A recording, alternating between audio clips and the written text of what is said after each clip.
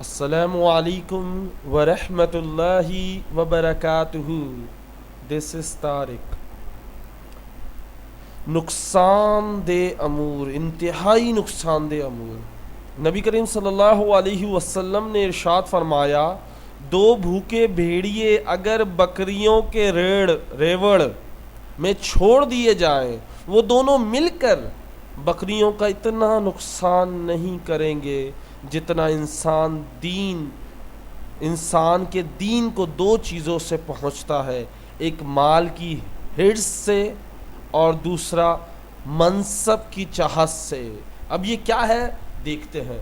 دیکھیں، دو بھوکے بھیڑیوں کی ایک عادت ہوتی ہے. وہ اگر کسی کو اکیلا دیکھیں یا بھوکے ہوں، اگر نہیں بھی کھانا ہو نا، وہ اپنے دانت مار کے خراب ضرور کر دیتے ہیں. فار ایگزامپل، دو بھوکے بھیڑیے اگر جہاں بہت ساری بکریاں ہوں وہاں چھوڑ دیے جائے تو وہ کھائیں گے ایک ہی، لیکن ماریں گے سب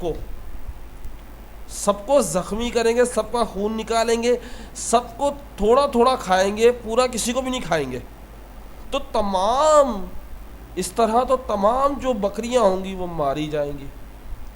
تو اتنا نقصان بکریوں کا اتنا نقصان نہیں کریں گے. دو بھوکے بھیڑیے اگر بکریوں کے ریوڑ میں چھوڑ دیے جائیں تو وہ دونوں مل کر بکریوں کا اتنا نقصان نہیں کریں گے جتنا انسان کے دین کو دو چیزوں سے پہنچتا ہے.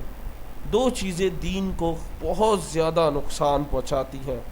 پہلا، مال کی چاہت. پیسہ کمانے کی حرص کہ مجھے پیسہ چاہیے، میں پیسے کے لیے کچھ بھی کر لوں گا، ماں باپ کو بھی بیچ دوں گا، نعوذ باللہ. دوسرا، عہدے کی چاہت. ارے مجھے تو پرائم منسٹر بننا، صدر بننا، مجھے تو فوجی بننا، مجھے تو ڈاکو بننا، نعوذ باللہ. جو بھی عہدہ کسی بھی قسم کا ہو، کرسی کسی بھی قسم کی ہو، وہ چاہے گورنمنٹ کی ہو، ہر انسان اس چاہت میں لگ جاتا ہے. تو دین کو دو چیزوں سے بہت زیادہ نقصان ہوتا ہے. ایک، مال کی چاہت، مال کو کے پیچھے بھاگنا، مال کی لالچ کرنا، پیسے کی لالچ اپنے دل سے نکال لو آج. اور عہدہ، کوئی کرسی، کوئی ایک مقام کی چاہت، مقام دنیاوی. یہ بات یاد رکھیے گا، اگر آپ چاہتے ہو اللہ کے ہاں آپ کا مقام ہو تو لوگوں کو معاف کرنے شروع کر دو، لوگوں سے محبت سے پیش آنے لگ جاؤ.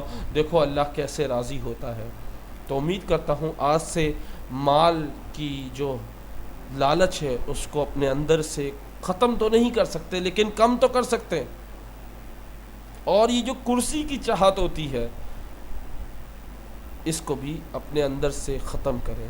السلام علیکم ورحمۃ اللہ وبرکاتہ.